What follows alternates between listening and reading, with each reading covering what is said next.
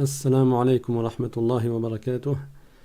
J'espère que vous allez bien. Aujourd'hui, Inch'Allah, on va poursuivre dans l'explication des 99 noms de Dieu.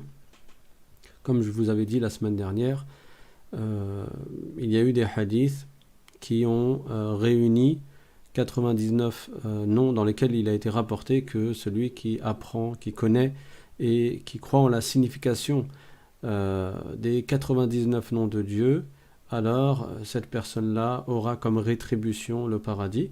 On avait commencé à expliquer les premiers qui ont été cités dans une version rapportée par At-Tirmidhi, et nous avons dit que cela ne signifie pas qu'il y a 99 noms seulement. De toute manière, il y a eu plusieurs versions du hadith, et dans chacune des versions, il y a certains noms qui sont différents, donc au final, ça dépasse les 100. Donc on va commencer le cours, Inch'Allah, et on va poursuivre l'explication des noms de Dieu qui ont été cités dans la version de At-Tirmidhi, et après on en rajoutera encore, Inch'Allah. Donc on va commencer. Bismillahirrahmanirrahim. Alhamdulillahi Rabbil Alamin. Wa sallallahu wa sallam ala Sayyidina Muhammadin Taha al-Amin. Wa ala alihi wa sahbihi at-tayyibin at-tahirin. Allahumma la sahla illa ma ja'altahu sahla.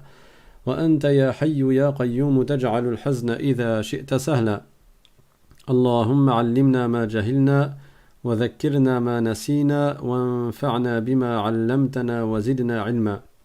La louange est à Allah, le Seigneur des mondes, et que l'honneur et l'élévation en degrés soient accordés à notre maître Muhammad sallallahu alayhi wa sallam. Nous demandons à Allah de nous faire apprendre ce que nous ignorons, de nous faire nous rappeler de ce que nous avons oublié, et de nous augmenter en connaissance. Et nous lui demandons de nous accorder une intention sincère, que l'on apprenne et qu'on applique par recherche de l'agrément de Dieu, lillahi ta'ala, et on demande à Allah de nous accorder le paradis. Donc la semaine dernière, on avait expliqué le nom de Dieu. On avait dit Allah, c'est un nom propre qui désigne l'être de Dieu, et c'est un nom qui signifie que Allah ta'ala a la divinité. Et la divinité, al-uluhiyya, certains savants l'ont expliqué comme étant la capacité à faire surgir les choses du néant à l'existence. On avait vu également l'explication de Ar-Rahman et de Ar-Rahim. Et ces trois noms-là, on les trouve dans la basmala, quand on dit avant de commencer à manger, ou avant de commencer une bonne action, ou quand on sort de chez nous, quand on rentre chez nous, quand tu rentres à la maison, quand tu fais un acte en général, tu commences en disant Bismillahirrahmanirrahim. Bien sûr, tu ne récites pas cela avant de commencer un acte de mal. Si une personne commet une mauvaise action, elle ne va pas dire Bismillahirrahmanirrahim pour accomplir cette mauvaise action. Quand tu dis Bismillahirrahmanirrahim, toi tu recherches la baraka du nom de Dieu dans l'acte que tu vas accomplir, et tu demandes la protection de Dieu et la préservation de Dieu, et ainsi de suite. Donc, Bismillahirrahmanirrahim a été cité 114 fois dans le Coran. Dans ce verset-là, Bismillah ar-Rahman ar-Rahim, on y trouve justement ces trois premiers noms, Allah, ar-Rahman et ar-Rahim. J'ai dit 114 fois dans le Coran, et il y a 114 sourates. Donc il y a écrit Bismillahirrahmanirrahim au début de chaque sourate, sauf une sourate qui ne commence pas par Bismillahirrahmanirrahim, et à l'intérieur d'une sourate, il y a écrit également Bismillahirrahmanirrahim.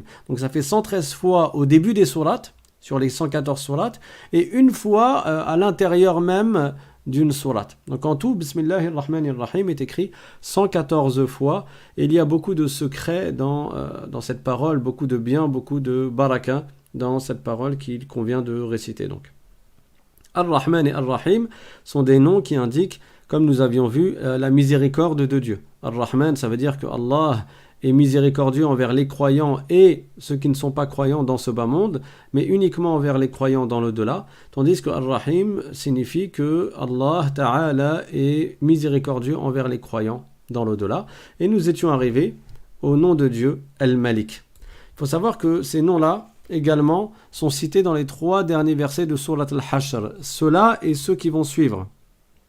Et les 3 derniers versets sont particulièrement connus même par ceux qui ne connaissent pas beaucoup de sourates du Coran. Pourquoi ? Parce que le prophète sallallahu alayhi wa sallam, dans un hadith, nous a fortement recommandé de les réciter matin et soir. Les 3 derniers versets de Surat Al-Hashr qui sont magnifiques et qui comportent justement tous ces premiers noms que nous allons citer, Allah, Ar-Rahman, Ar-Rahim, Al-Malik, Al-Quddus, Al-Salam, Al-Mu'min, Al-Muhaymin, Al-Aziz, Al-Jabbar, Al-Mutakabbir, Al-Khaliq, Al-Bari et Al-Musawwir. Tous les 14 premiers noms sont cités dans ces 3 versets qui font environ une demi-page, donc à la fin de cette sourate. Le prophète sallallahu alayhi wa sallam a dit que lorsque le temps du Maghrib entre, si tu récites 3 fois A'udhu billahi as-sami'il alim minash shaytanir rajim. Donc tu dis cette phrase 3 fois. A'udhu billahi as-sami'il alim minash shaytanir rajim. A'udhu billahi as-sami'il alim minash shaytanir rajim. A'udhu billahi as-sami'il alim minash shaytanir rajim. Et après tu récites les 3 derniers versets de sourate Al-Hashr qui sont Huwa Allahu alladhi la ilaha illa hu عالم الغيب والشهادة هو الرحمن الرحيم هو الله الذي لا إله إلا هو الملك القدوس السلام المؤمن المهيمن العزيز الجبار المتكبر سبحان الله عما يشركون هو الله الخالق البارئ المصور له الأسماء الحسنى يسبح له ما في السماوات والأرض وهو العزيز الحكيم. Donc ces 3 versets, celui qui les récite après avoir récité 3 fois A'udhu billahi as-sami'il alim minash shaytanir rajim, Allah Ta'ala fait que 70 000 anges font des invocations pour lui, demandent pardon à Allah pour lui, yastaghfiruna lahu. Donc ils demandent à Allah qu'il lui pardonne, et ce jusqu'au matin. Quand le soleil se couche, si tu récites ces paroles-là, on vient de voir que c'est pas très long, hein, c'est très court. Celui qui les récite, ces 3 versets, alors Allah Ta'ala fait que 70 000 anges invoquent Allah en faveur de cette personne, jusqu'au matin. Et celui qui les récite le matin, donc à partir du subh, quand on dit le matin, ça veut dire à partir du subh, et tu peux dire, on va dire 3h30 après. Donc tu as toute cette tranche-là. Et quand on dit le Maghrib, c'est pareil, c'est à partir de l'entrée du Maghrib jusqu'à 3h après, 3h30 après. Donc c'est la période du matin, pareil, celui qui la récite, Allah fait que 70 000 anges invoquent Dieu pour cette personne, donc ils demandent pardon à Dieu pour cette personne, yastaghfiruna lahu, il demande que Dieu lui pardonne, et ce jusqu'au Maghrib. 70 000 anges. Toi, quand tu vois quelqu'un de vertueux, quand tu vois quelqu'un de pieux, tu vois quelqu'un qui est dans le din, comme on dit, il est dans la religion, il pratique, et donc il y a plus d'espoir que ses du'a, que ses invocations soient exaucées. Qu'est-ce que tu fais? Tu lui dis, fais-moi des du'a, s'il te plaît. Tu lui demandes de faire des invocations. Pourquoi? Parce que tu as espoir qu'il y ait plus de chances que ses invocations à lui soient exaucées, étant donné qu'il fait plus de prières que toi, ou qu'il jeûne plus que toi, ou qu'il craint Dieu en apparence plus que toi, et par conséquent, il y a plus d'espoir, plus de chances que ses invocations soient exaucées. Plus la personne a un haut degré selon le jugement de Dieu, plus la personne craint Dieu, plus la personne fait preuve de piété, et plus elle a des chances que ses invocations soient exaucées. Donc quand on trouve quelqu'un qui a l'air vertueux, on lui demande de faire des invocations pour nous. Et là, on a une occasion très simple pour que 70 000 vertueux, parce que les anges sont tous des awliya, ce sont tous des vertueux. Donc on a une occasion pour que 70 000 vertueux invoquent Allah Ta'ala pour nous toute la journée. Et également, on a, pour celui qui récite la nuit, on a la possibilité pour que 70 000 anges invoquent Allah Ta'ala en notre faveur jusqu'au matin. 70 000 vertueux. Les anges, ce sont ni des mâles ni des femelles. Inch'Allah, on parlera d'eux en détail ultérieurement. Mais ce sont des créatures vertueuses qui ont été créées à partir de lumière. Et Allah dit à leur sujet dans le Coran, La ya'souna Allah ma amarahum wa yaf'aluna ma yu'marun. C'est-à-dire qu'ils ne désobéissent jamais à Allah en ce qu'il leur ordonne, et ils font tout ce que Allah Ta'ala leur ordonne. Donc tous les noms de Dieu que nous allons citer maintenant, les 14 premiers, ils sont dans les 3 derniers versets de Surat Al-Hashr.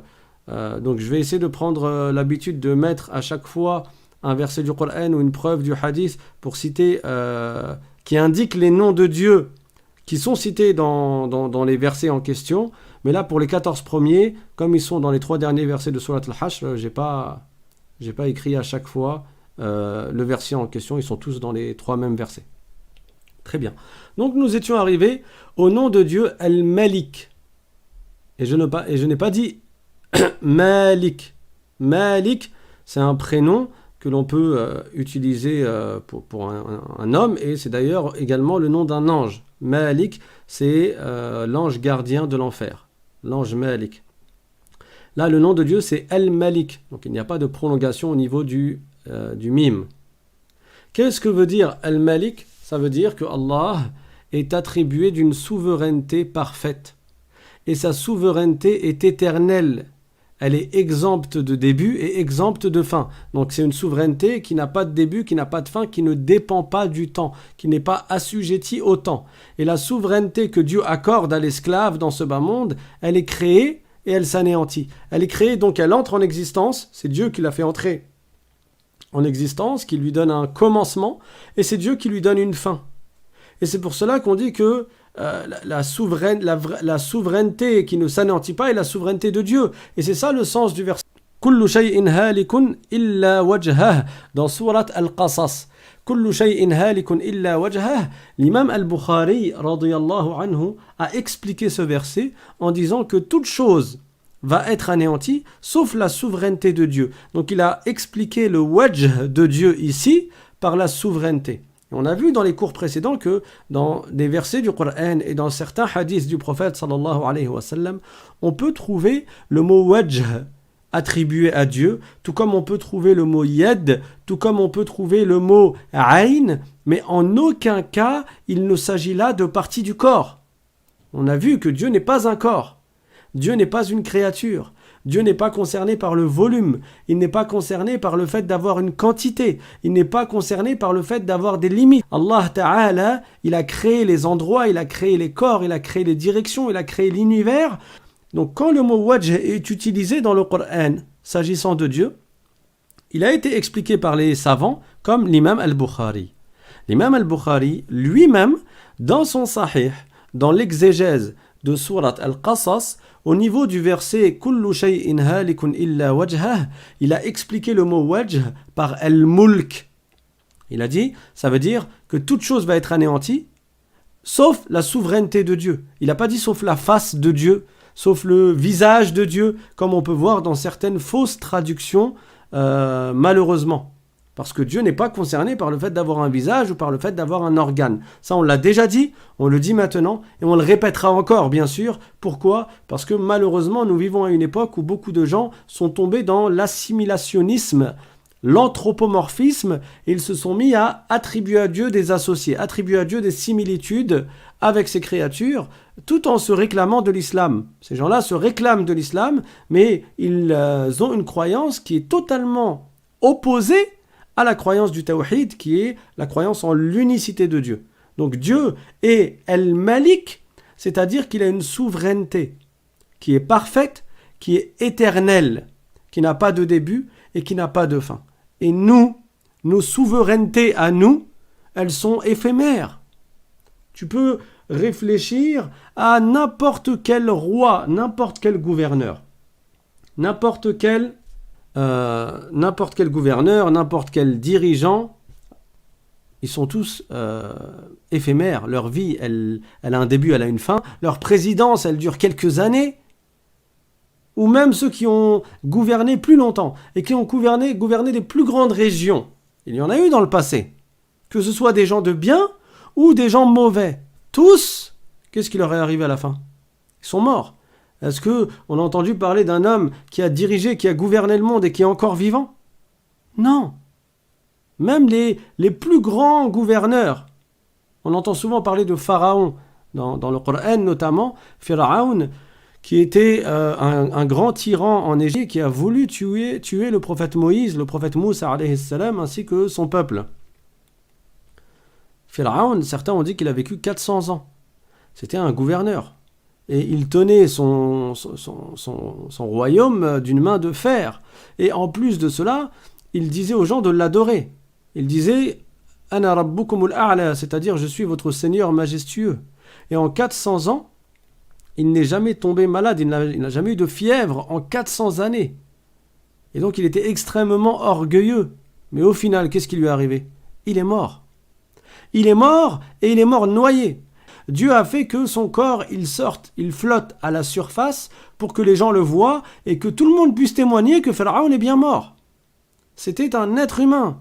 Ça n'était pas une divinité, même s'il prétendait avoir la divinité. Allah Ta'ala dit dans le Coran « Qul illahumma مالك الملك تؤتي الملك من تشاء وتنزع الملك ممن تشاء. Dans ce verset, il est dit que Allah Ta'ala est celui qui donne la souveraineté à qui il veut et qui supprime la souveraineté de qui il veut. C'est Dieu qui veut qu'un tel gouverne et dirige, tout comme c'est Dieu qui veut qu'un tel qui gouvernait ne gouverne plus et ne dirige plus. Et ça, c'est une preuve que Dieu est le créateur de toutes choses, du bien et du mal. Parce que s'il y a un gouverneur qui fait du mal, c'est Dieu qui l'a mis en place. C'est Dieu qui l'a créé, c'est Dieu qui a voulu qu'il soit gouverneur. Pendant la période où il est gouverneur. Parce que Dieu a prédestiné toutes choses. Donc même le mal qui provient des créatures, il est créé par Dieu, tout comme le bien qui provient des créatures est créé par Dieu. Et ça, c'est une manifestation de la toute-puissance de Dieu. Allah Ta'ala est le créateur de toutes choses et il n'a pas été contraint à créer certaines choses et pas d'autres. Dieu, personne ne le contrôle, personne ne le dirige, personne ne lui ordonne ou ne lui interdit quoi que ce soit. Fa'alul lima yurid, il fait ce qu'il veut de ses créatures. Donc même les grands gouverneurs qui étaient extrêmement riches, ils sont morts. Qui a la souveraineté parfaite qui est éternelle? C'est Allah al-Malik. Vous avez peut-être déjà entendu parler de Qarun. Qarun, c'était le cousin du prophète Moïse, Moussa alayhi salam. C'était un homme qui était extrêmement riche. Il avait vraiment beaucoup d'argent. Il avait beaucoup de gens, des dizaines et des centaines de gens qui étaient à son service. Les gens l'enviaient, il rêvait d'être comme lui, d'être aussi riche et d'avoir autant de pouvoir que lui. Et lui, c'était le cousin du prophète Moïse, alayhi salam, sauf que lui, c'était un orgueilleux. Et il n'a pas accepté de se soumettre à la loi de Dieu. Moïse, alayhi salam, il leur a ordonné de faire la prière à ceux qui l'ont suivi. Il leur a ordonné de faire telles et telles obligations. Et à un moment donné, il leur a ordonné de verser la zakat. Et l'ordre de verser la zakat, elle concernait également Qarun, qui était le cousin de Moussa alayhi salam. Quand Moussa lui a dit, tu dois donner 1 pour 1000, ça veut dire, tu as 1000 dinars, pour chaque 1000 dinars, tu dois donner 1 dinar. Pour chaque 1000 dirhams, tu dois donner 1 dirham. C'est pas grand-chose. Sur 1000, tu donnes 1. Il a réfléchi, il a dit, ah non, mais c'est beaucoup. Et là, il s'est rebellé. Il a dit, non, moi, j'accepte pas. Il s'est rebellé, il s'est révolté. Et après, il n'était pas content contre le prophète Moussa, alayhi salam, qui lui a réclamé, qui lui a demandé d'obéir à Dieu et de payer sa zakat. Alors il a voulu fomenter quelque chose contre Moussa alayhi salam, tout ça parce qu'il ne voulait pas payer 1 pour 1000. Lui, les clés de ses trésors, les clés des pièces de ses trésors, déjà elles remplissaient des chameaux et des chameaux qui portaient les clés des chambres dans lesquelles il y avait ses richesses. Il était extrêmement riche. Et donner 1 dinar pour 1000 dinars, il s'est dit, non, c'est beaucoup. Alors que qui lui a donné sa souveraineté? Qui lui a donné son pouvoir? Qui lui a donné ses richesses? C'est Dieu. Et Dieu, il lui a ordonné une chose, il doit obéir à Dieu. Donc, comme il voulait faire du mal au prophète Moïse, alayhi salam, il voulait l'attaquer. Il est parti solliciter une femme qui commettait des grands péchés, qui commettait la fornication. Et il lui a dit, je te donne un seau rempli d'or, et toi, tu vas dire aux gens que tu as fait la fornication avec le prophète Moussa alayhi salam. Cette femme, elle lui a dit d'accord. Et bien sûr, il est contraire à la religion que d'accuser un prophète d'être tombé dans la fornication. Les prophètes sont préservés de cela. Les prophètes sont préservés de la fornication. Donc cette femme, elle l'a fait. Elle est partie, ils ont réuni les gens et ils ont demandé au prophète Moïse alayhi salam de sortir pour parler aux gens et leur donner les ordres de Dieu. Et là, Qarun, le cousin du prophète Moussa alayhi salam, il a dit mais il paraît que les gens disent à ton sujet que tu serais tombé dans la fornication avec telle femme. Et là, Moussa, il a dit A'udhu billah, moi je ne tombe pas dans ces choses-là. Parce que les prophètes sont préservés de tomber dans ces actes qui sont extrêmement vils. Donc il lui a demandé, selon sa prétention, qui était cette femme avec qui il aurait soi-disant forniqué, prétendument forniqué. Il lui a dit avec telle femme, et ils ont ramené cette femme. Et là, Moussa alayhi salam lui a demandé. Et là, cette femme, elle n'a pas réussi à mentir. Et elle a reconnu, elle a dit non, ils ont menti. Alors Qarun lui a dit, toi Dieu il t'a donné la prophétie, il t'a donné d'être prophète. Mais moi Dieu il m'a donné la richesse. Donc il s'est senti supérieur de ce point de vue-là. Et ensuite il a dit à Moussa alayhi salam, viens on fait quelque chose, moi je vais faire des invocations contre toi et toi tu vas faire des invocations contre moi. Alors Qarun il a commencé à faire des doigts et il a invoqué contre Moussa. Et bien sûr son invocation n'a pas été exaucée. Et là, Moussa alayhi salam, il a invoqué Dieu. Il a dit, oh Allah, fais que la terre m'obéisse. Aujourd'hui. Il a dit, oh Allah, fais qu'aujourd'hui, la terre, elle soit à mes ordres. Elle m'obéisse. Et ensuite, il a dit, ô terre, prends-les. C'est-à-dire, avale-les. Avale Qarun et ceux qui l'ont suivi dans sa mécréance. Alors, il a dit avaler jusqu'aux pieds. Et la terre, elle les a avalés. Il a dit avaler, la terre, elle les a avalés jusqu'aux pieds. Il a dit, ô terre, avale-les encore. La terre, elle les a avalés en prenant un peu plus de leur corps. Il a dit avale-les encore, jusqu'à ce que la terre, elle les engloutisse complètement. Ils ont été ensevelis dans la terre. Et ensuite, il a dit, ô terre, ramène-moi les richesses. Et la terre, elle a fait se rapprocher les richesses de Qarun. Il a dit, ô terre, ensevelis-les, avalez également. Et là, la terre, elle a avalé les richesses de Qarun. Et les gens qui rêvaient d'être comme Qarun, à ce moment-là, ils se sont rendus compte de son état et de la gravité de ses actes. Et ils se sont dit, heureusement qu'on n'a pas eu ce que Qarun a eu. Et heureusement qu'on n'est pas tombé dans ce dans quoi Qarun est tombé. Et cette histoire, elle est citée dans le Coran. Allah Ta'ala dit dans le Coran, donc Qarun, dans le sens que Qarun, il est sorti voir son peuple avec ses habits. Toujours, il sortait vraiment avec des habits extrêmement luxueux, extrêmement chers, qui coûtaient extrêmement cher. Il avait parfois 1000 personnes qui marchaient avec lui, alors que lui, il était sur ses montures et les gens, ils marchaient autour de lui. قال الذين يريدون الحياة الدنيا يا ليت لنا مثل ما أوتي قارون إنه لذو حظ عظيم. Donc ceux qui voulaient cette vie d'ici-bas, ceux qui voulaient les richesses de ce bas monde, ils disaient Ya layta lana mithla ma utiya Qarun. Si seulement nous avions pu posséder ce que possède Qarun, comme richesse, comme gloire, comme souveraineté. Innahu ladhu hazzin azim. C'est quelqu'un qui a beaucoup de chance. Wa qala alladhina utul ilma ويلكم ثواب الله خير لمن آمن وعمل صالحا ولا يلقاها إلا الصابرون. Mais par contre, ceux qui ont acquis la science, ceux qui ont acquis la connaissance, ces gens-là, ils leur répondaient « Malheur à vous !» La récompense de Dieu est meilleure que ce qui lui a été donné à lui. La récompense de Dieu pour celui qui a eu la foi en Dieu et qui a fait des bonnes actions, elle est meilleure. Et qui obtient cette récompense? وَلَا يُلَقَّاهَا إِلَّا الصَّابِرُونَ. C'est-à-dire, et n'obtient cette récompense-là, cette rétribution merveilleuse, que ceux qui font preuve de patience. La patience, elle te fait mériter énormément de récompenses, comme on a pu le voir dans le cours de samedi dernier. Ensuite, Dieu dit dans le Coran, فخسفنا به وبداره الأرض فما كان له من فئة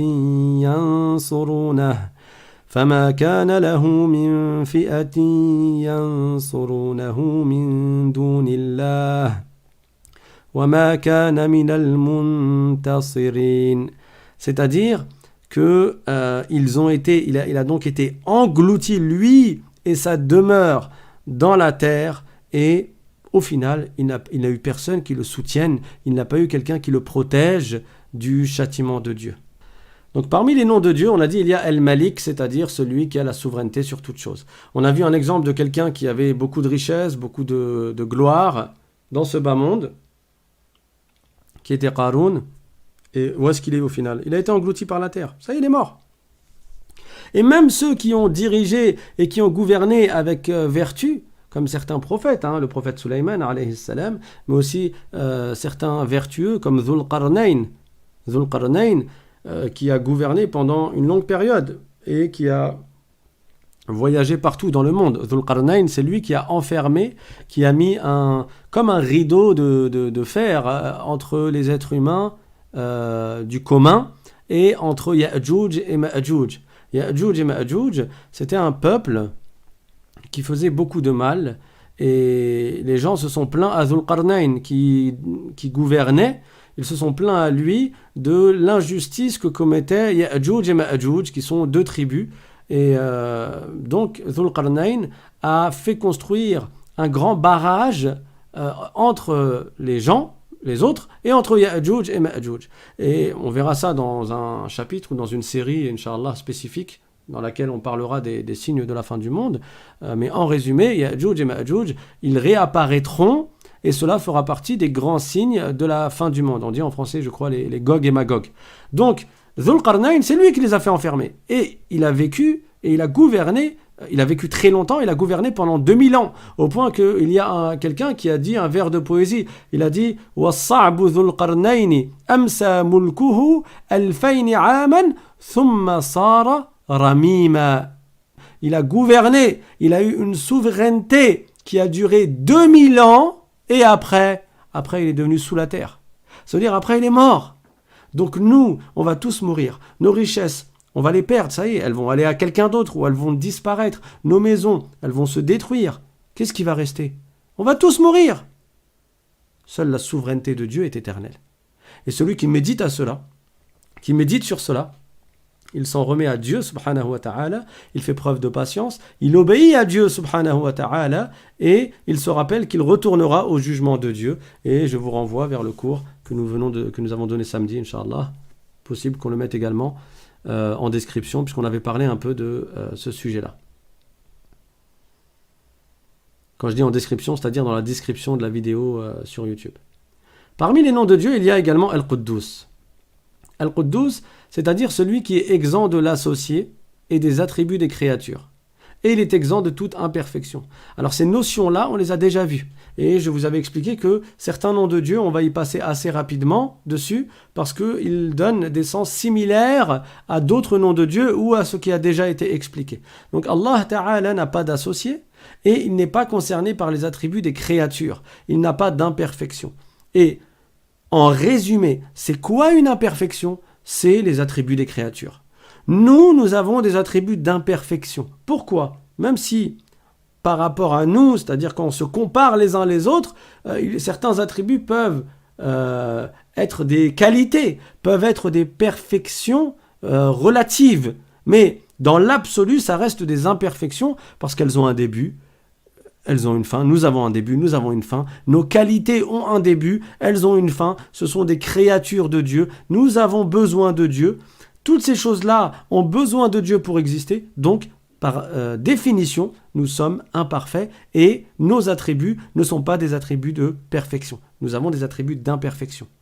Qui a les attributs de perfection qui sont dignes de lui? C'est Allah subhanahu wa ta'ala. Et donc, il n'a pas les attributs d'imperfection, il n'a pas les attributs des créatures. C'est pour ça qu'on n'attribue pas à Dieu le corps, c'est pour ça qu'on n'attribue pas à Dieu les organes, c'est pour ça qu'on n'attribue pas à Dieu, comme nous avons vu dans le cours numéro 4 et 5, je crois, sur le tawhid, on avait dit que Dieu, ni il est un corps, ni il est concerné par les attributs des corps, et donc on avait expliqué que Dieu, il n'est pas concerné par le fait d'être en mouvement ou d'être immobile, que Dieu n'est pas concerné par le fait d'être en contact avec une chose ou séparé d'une chose, que Dieu n'est pas concerné par les endroits ni les directions, que Dieu n'est pas concerné par le fait d'être debout, assis ou allongé ou établi ou que sais-je. Pourquoi ? Parce que tout ceci fait partie des attributs des créatures, qui sont des attributs d'imperfection. Or, Dieu, il est Al-Quddus, celui qui a les attributs de perfection, qui est exempt de toute imperfection et qui n'a pas d'associé ni de semblable. Parmi les noms de Dieu, il y a également As-Salam. As-Salam, ça veut dire celui qui est exempté de toute imperfection, de tout défaut. Ainsi, il n'est pas attribué de l'injustice ou de l'enfant, ni de l'associé. Allah n'a pas d'associé, il n'est pas injuste. C'est quoi l'injustice ? Les savants en ont donné plusieurs définitions. L'injustice, parmi ces définitions, il y a le fait d'agir sur le bien d'autrui sans sa permission. Si moi, je te prends ta voiture, je te vole ta voiture, alors j'aurais été injuste envers toi. Pourquoi ? Parce que tu ne m'as pas autorisé. Or, le prophète sallallahu alayhi wa sallam a dit dans un hadith « La yahillu asa mu'minin illa bi tibi nafsin minhu » C'est-à-dire que ton frère, même s'il avait un bâton, même s'il possédait un bâton, ça coûte pas cher, hein. Tu vas dans la forêt, t'en prends un. Même si ton frère avait un bâton et qu'il n'accepte pas que tu lui prennes, alors tu n'as pas le droit. La yahillu laka. Tu n'as pas le droit de lui prendre. Ça veut dire même quelque chose qui a une très faible valeur. L'injustice consiste à agir sur le bien d'autrui sans sa permission. Or, tout appartient à Dieu. Tout est inclus dans la souveraineté de Dieu. Donc, rien n'appartient à autre que Dieu. Donc, si Dieu crée une chose, si Dieu nous accorde des épreuves, si Dieu fait que des proches à nous décèdent, si Dieu fait que nous perdions notre argent, rappelez-vous, encore une fois, le cours de samedi, Lillahi ma a'ta wa lahu ma akhadh, le cours sur la patience, dans lequel on se rappelle que à Dieu appartient ce qu'il t'a confié et à Dieu appartient ce qu'il t'a repris. Tout appartient à Dieu, donc il n'est pas concerné par l'injustice. C'est impossible. Dieu n'est pas attribué d'injustice. Et à ce propos, Dieu dit dans le Coran وَمَا رَبُّكَ بِظَلَّامٍ لِلْعَبِيدِ, c'est-à-dire, et ton Seigneur est exempt de toute injustice. C'est-à-dire qu'il est impossible qu'il soit injuste, subhanahu wa ta'ala. Et il n'a pas de défaut, donc il n'est pas non plus concerné par le fait d'avoir une descendance, lam yalid wa lam yulad, il n'a pas été enfanté, il n'enfante pas, et il n'a pas d'associé dans la divinité. Parmi les noms de Dieu, il y a également Al-Mu'min. Al-Mu'min, quand on l'attribue à Dieu, quand on dit que Dieu il est Al-Mu'min, comme c'est cité dans le Coran, Al-Mu'minu al-Muhayminu al-Azizu al-Jabbaru al-Mutakabbir, dans les derniers versets de Surat al-Hajj. Donc, cette sourate, pour ceux qui peuvent, apprenez-la, elle est magnifique. Au moins apprenez les 3 derniers versets. Au moins apprenez les 3 derniers versets pour les réciter matin et soir. Inch'Allah, on vous les mettra quelque part, alors soit sur Facebook ou bien sur Instagram, soit par WhatsApp avec les messages qu'on vous envoie sur WhatsApp, soit les 3 en même temps. On verra, Inch'Allah. Donc, nous, mu'min, ça veut dire croyant. Pour nous. Mais pour Dieu, ça ne veut pas dire qu'il est croyant en quelque chose. Comme s'il croyait en une divinité supérieure à lui. Dieu, c'est lui qui a la divinité sur toute chose. C'est lui qui a créé toute chose. Et il n'a personne au-dessus de lui. Et d'ailleurs, je viens de me rappeler que je n'avais pas fini avec la définition de l'injustice. Donc je vais revenir un petit peu en arrière. J'ai dit, parmi les définitions de l'injustice, il y a quoi ? Il y a le fait d'agir sur le bien d'autrui sans sa permission. Et ça, c'est impossible au sujet de Dieu. Et parmi les définitions de l'injustice, il y a aussi le fait de désobéir à l'ordre ou à l'interdiction de celui qui est de droit de te donner un ordre ou une interdiction. C'est-à-dire que le fait de désobéir à l'ordre ou à l'interdiction de celui qui a la légitimité de te donner un ordre ou de t'interdire quelque chose. C'est ça l'injustice. Et c'est pour cela que quand quelqu'un désobéit à Dieu, on dit qu'il est injuste. Et on dit ظَلَمَ نَفْسَهُ, il a été injuste envers lui-même. Et parfois dans les doigts on dit Allahumma inna zalamna anfusana. C'est-à-dire, oh Allah, nous avons été injustes envers nous-mêmes. De quelle injustice il s'agit là? De la désobéissance à Dieu, d'être tombé dans le haram. Parce qu'on a désobéi à qui?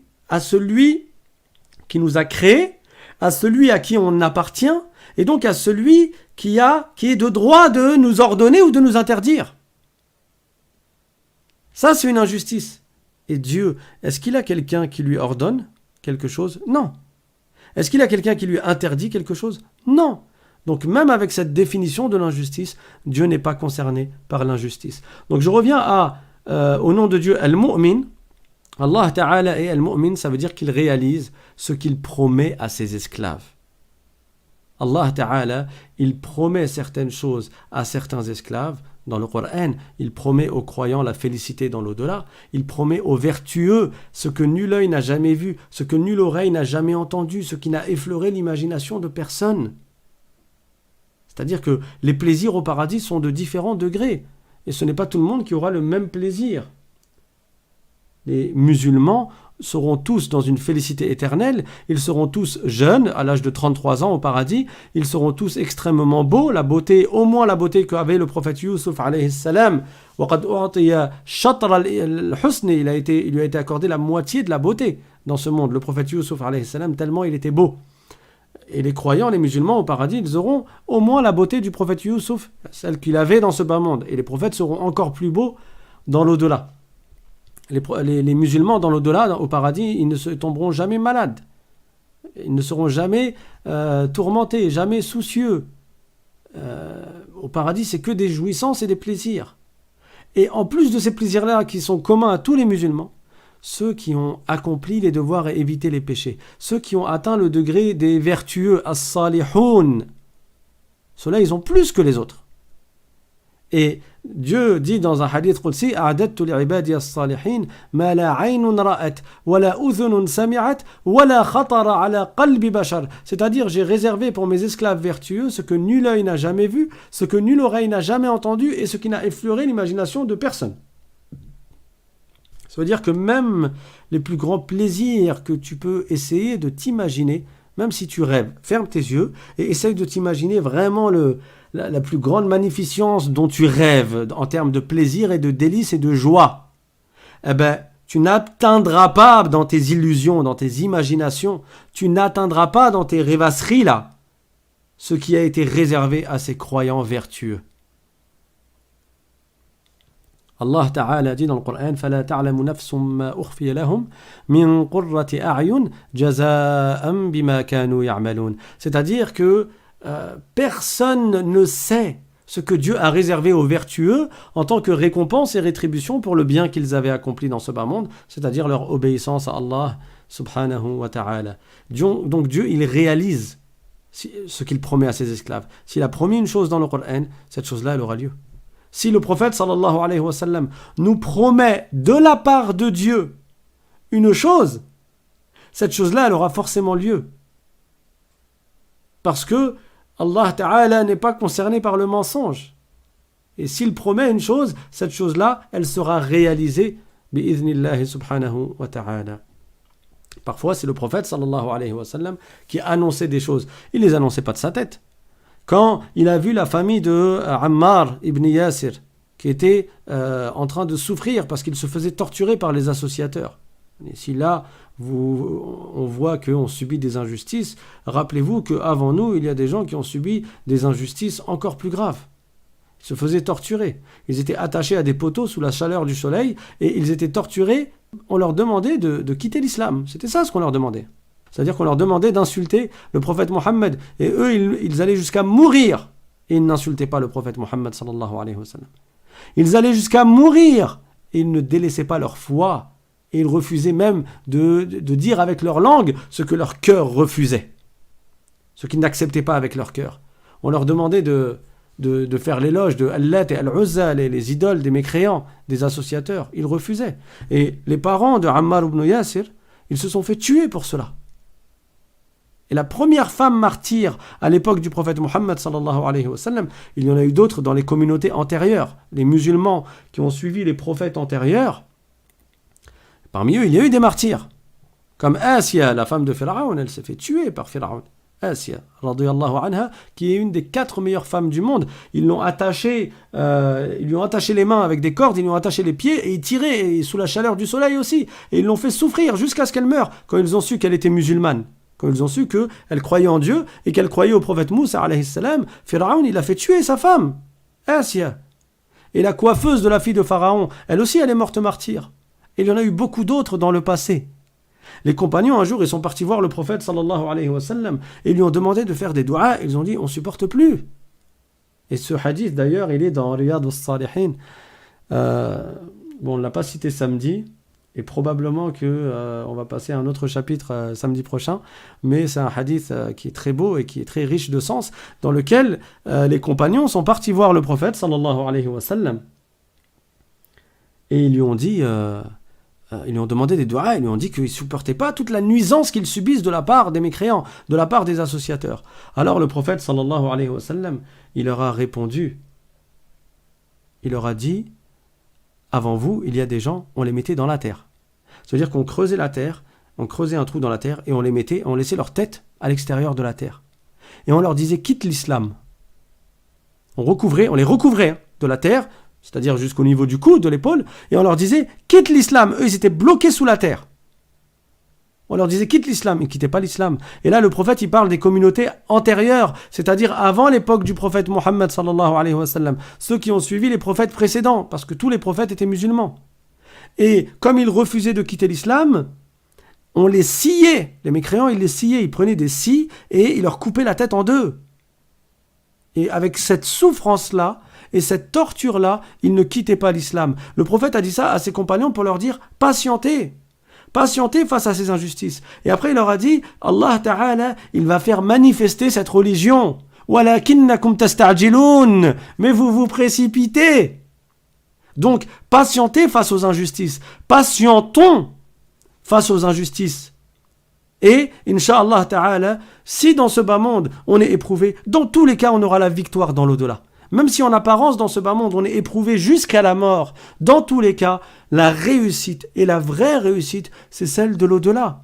Rappelons-nous toujours la parole du prophète sallallahu alayhi wa sallam, qu'il a dit à Omar, « Mali walid dunya wa mali dunya wa mali, ma ana fiha illa karakibin, istadalla tahta shajara. » C'est-à-dire, je ne suis dans ce bas monde que comme un voyageur qui s'arrête sous un arbre et qui va quitter cet arbre. Et il lui a dit également, n'es-tu pas content, ô Omar, que ces gens-là, même les gouverneurs, Khosroès, César, les empereurs romains et perses, qui n'étaient pas croyants en Dieu, il lui a dit, et qui ne croyaient pas au prophète sallallahu alayhi wa sallam, il lui a dit, n'es-tu pas content que Dieu il leur a donné le bas monde, mais Dieu il nous a donné l'au-delà. Dieu nous a réservé l'au-delà. Et donc j'en reviens à la félicité qui est au paradis.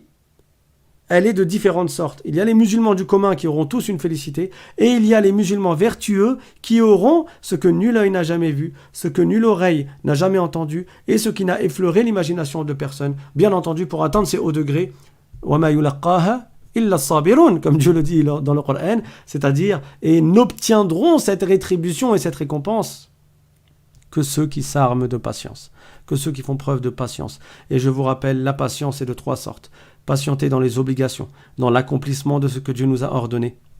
Patienter dans le fait d'éviter ce que Dieu nous a interdit. Et patienter face aux épreuves. Et oui, nous voyons bien que nous sommes éprouvés en cette période et en cette époque, que Dieu nous accorde beaucoup de patience, que Dieu renforce notre foi et notre crainte vis-à-vis de Dieu, et que Dieu fasse que nous nous armions de patience afin d'atteindre dans l'au-delà les hauts degrés. Je vais laisser place à quelques questions, Inch'Allah, et on poursuivra dans le cours plus tard. Walhamdulillahi Rabbil Alamin, donc lundi prochain. Walhamdulillahi Rabbil Alamin, wa sallallahu wa sallam ala Sayyidina Muhammad wa ala alihi wa sahbihi at-tayyibin at-tahirin.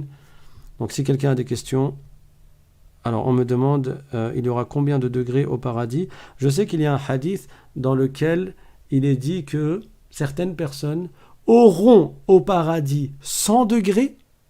Entre un degré et un autre, il y a comme entre la terre et le ciel. Maintenant, combien de degrés il y a au paradis, je ne sais pas. Le paradis, il est des milliers de fois plus grand que la terre. Donc, déjà, les cieux sont beaucoup plus grands que la terre. Et le paradis est beaucoup plus grand que les cieux. Donc pour ceux qui ne voyaient pas bien le texte, même si on n'a pas lu beaucoup de lignes, peut-être que dans la rediffusion de la vidéo, parce que vous avez accès à la vidéo toujours sur la chaîne YouTube, Inch'Allah, j'espère qu'elle ne sera pas floue. Alors il y a une question, Assalamu alaikum, est-il possible de faire une série de cours sur les prophètes? Oui, c'est possible. Mais est-ce que vous allez suivre? Il y a déjà 3 cours par semaine. Est-ce que vous allez être, vous, régulier? Ça me rappelle l'histoire de... Comment il s'appelle? At-Tabari, radiyallahu anhu. Il a dit à ses élèves, il leur a dit, si vous voulez... Lui, c'est un grand savant, l'imam At-Tabari, radiyallahu anhu. Il leur a dit, si vous voulez, je vous dicte l'histoire de l'humanité depuis Adam alayhi salam jusqu'à notre époque. Et chaque information que je vous donne, chaque anecdote, chaque histoire, je vous la raconte avec la chaîne de transmission. Depuis Adam alayhi salam jusqu'à son époque. Lui, c'était l'imam At-Tabari, radiyallahu anhu, donc un savant de la communauté du prophète Mohammed sallallahu alayhi wa sallam. Alors ses compagnons, ils lui ont demandé, ses élèves, ils lui ont dit, mais ça va prendre combien de pages tout ça? Si tu veux nous dicter l'histoire de l'humanité, ça va prendre combien de pages? Non, il leur a dit à peu près 20 000 feuilles. À peu près 20 000 feuilles. Alors ils nous ont dit non mais c'est beaucoup, 20 000 feuilles, on va mourir et on n'aura pas fini. On sera mort et tu n'auras pas fini de nous raconter l'histoire de l'humanité jusqu'à notre époque. Alors que ça c'est ce qu'il avait dans son cœur, hein, l'imam At-Tabari. Ça veut dire qu'il avait toutes ces connaissances-là, lui il les avait acquises, il les avait apprises, il les avait mémorisées, il les avait dans son cœur et il avait en plus les chaînes de transmission de chaque anecdote. Alors il a dit quoi? Il a dit matatil himamul yawm, c'est-à-dire oh là là, aujourd'hui les motivations elles sont mortes. C'est-à-dire les gens ils sont plus motivés comme avant. Et At-Tabari il était là il y a des centaines d'années. Alors que dire de nous aujourd'hui quand tu mets une petite vidéo avec une information religieuse qui dure 5 minutes des fois et tu vois que les gens ils ont la flemme de la regarder. Ils n'ont pas la flemme de regarder des films ou des séries qui durent des heures, mais dès qu'il s'agit de se concentrer pour écouter des informations religieuses, c'est possible que ça n'ait pas la même ardeur et la même motivation, et on se retrouve à essayer de... Déjà là, il y a une personne parmi les administrateurs de la chaîne qui m'a signalé que là on en est au 6e cours, au 7e cours sur la croyance, et qui m'a dit peut-être il ne faudrait pas faire beaucoup de cours, mais terminer la série au bout d'une dizaine de cours, parce que sinon les gens ils vont pas suivre. Et ça va être beaucoup pour eux et ils risquent de ressentir comme une fainéantise à persévérer dans l'écoute des leçons. Alors que c'est des leçons sur la croyance. Et c'est quoi quelques dizaines de cours? L'imam An-Nawawi, radiyallahu anhu, quand il prenait des cours, il prenait 12 cours par jour. 12 cours par jour. 12 leçons différentes par jour.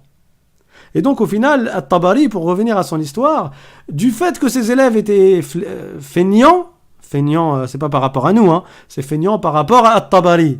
Du fait que lui, il a dit Matatil himam, oh là là, vous êtes démotivé à ce point-là, votre motivation elle est morte. Finalement, il leur a fait un résumé de l'histoire. Et ce résumé, il s'appelle Tarikh At-Tabari. Et Tarikh At-Tabari, c'est un résumé qui fait de gros volumes, donc des centaines et des centaines de pages. S'il est vraiment concocté, donc compact, il fait 5 volumes de plusieurs centaines de pages.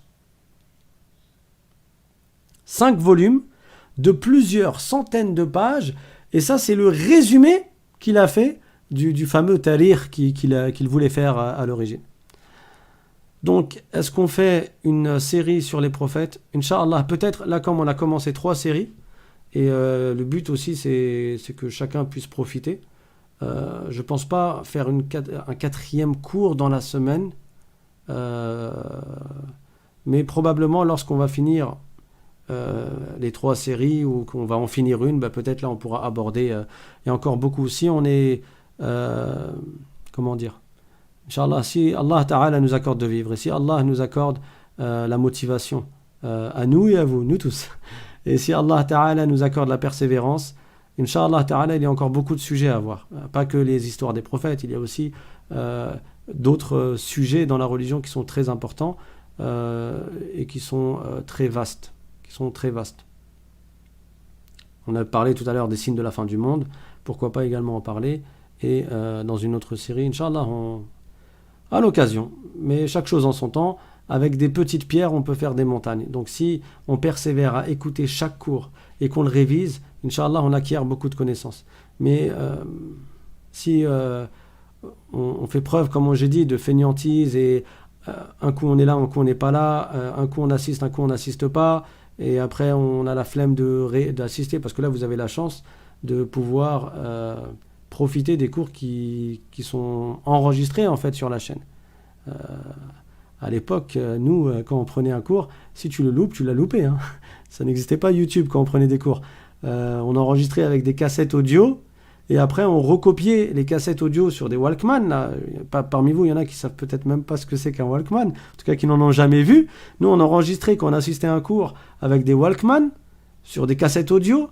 Et quand la cassette elle arrivait au bout, on se dépêchait de tourner la cassette pour ne rien perdre de ce que le cheikh disait, de ce que l'enseignant disait. Après, on appuyait sur record.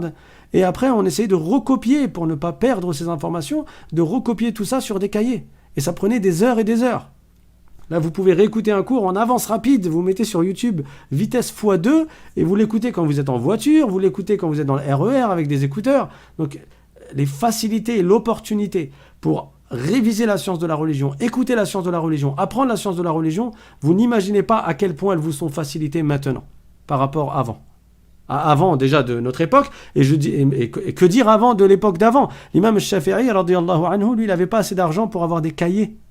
Donc il allait récupérer des os d'animaux qui ont été égorgés pour être mangés, il les rinçait, ces os-là, et il écrivait dessus. L'imam Shafi'i écrivait sur des épaules de chameaux.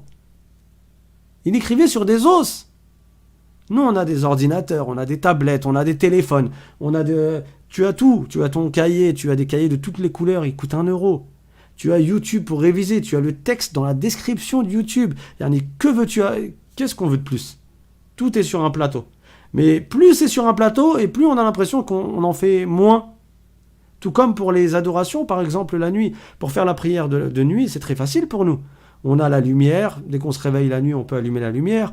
On a de l'eau chaude juste à côté, dans la maison. Dans le passé, quand les gens allaient aux toilettes, ils n'avaient pas de toilettes dans leur maison. Ils sortaient dehors, dans la nuit. Il n'y avait pas de lumière. Après, ils sortaient dehors pour aller faire le wudu. L'eau était froide. Et malgré ça, tu trouvais que ces gens-là faisaient beaucoup plus d'adoration que nous faisons à notre époque. Et ça, c'est pourquoi c'est-à-dire les motivations, elles sont mortes aujourd'hui. Si déjà à l'époque de At-Tabari, radiyallahu anhu, il a dit les motivations sont mortes, mais que dire de nous à notre époque?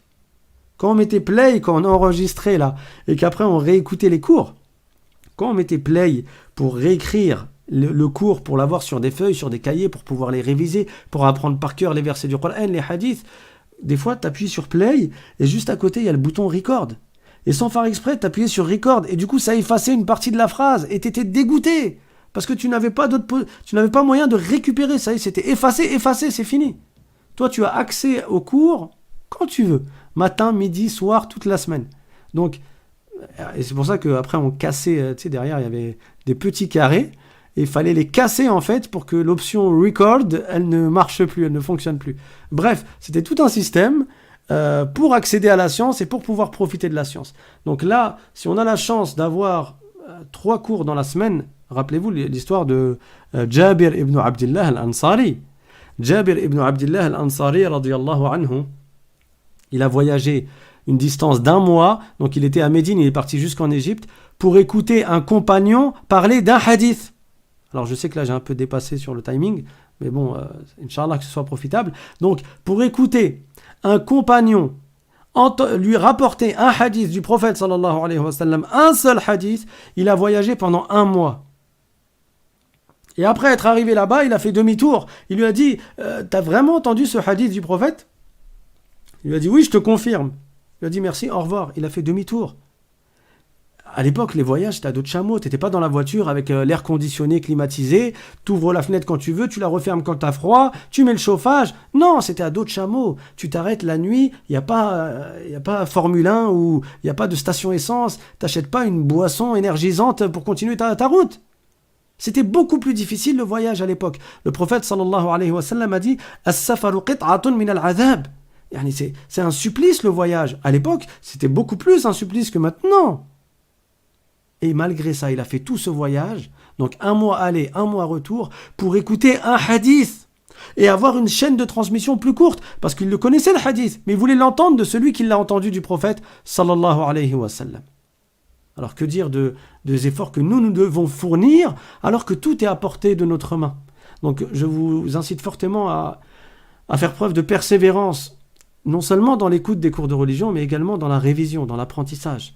Le prophète sallallahu alayhi wa sallam a dit Ballighu anni walau aya, transmettez de moi ne serait-ce qu'une aya. Donc, Inch'Allah, que l'on persévère et Inch'Allah, que Dieu nous accorde la sincérité, la persévérance, l'endurance et avec ça, et si Dieu nous accorde encore de vivre, eh ben on pourra poursuivre dans d'autres sujets. Mais sachez que là, on est en train de voir les plus importants des sujets. Le lundi, le tawhid, il n'y a pas plus important. Et le jeudi, la purification et la prière, ben c'est ce qu'il y a de plus important après le tawhid. Hein. La prière, c'est la plus importante des obligations après le tawhid. Donc je vais m'arrêter là, Inch'Allah. Barakallahu fikum. Walhamdulillahi rabbil alamin. Wa sallallahu wa sallam ala sayyidina Muhammad. Wa ala alihi wa sahbihi at-tayyibin at-tahirin. Je vous donne rendez-vous jeudi. Subhana rabbika rabbil izzati amma yasifun. Wa salamun ala al-mursalin. والحمد لله رب العالمين والسلام عليكم ورحمة الله وبركاته